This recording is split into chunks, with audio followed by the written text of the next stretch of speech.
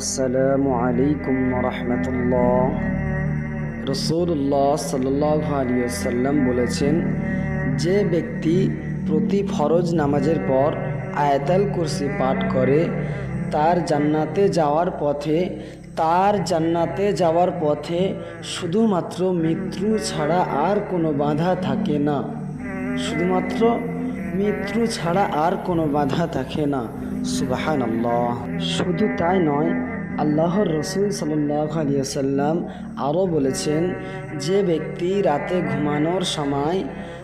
ঘুমানোর সময় আয়াতুল কুরসি পাঠ করে, আল্লাহ সুবহানাহু ওয়া তাআলা তার জন্য একটি পাহারাদার ফেরেশতা নিযুক্ত করে দেন, যার ফলে সারা রাত শয়তান তার কাছেও ঘেঁষতে পারে না।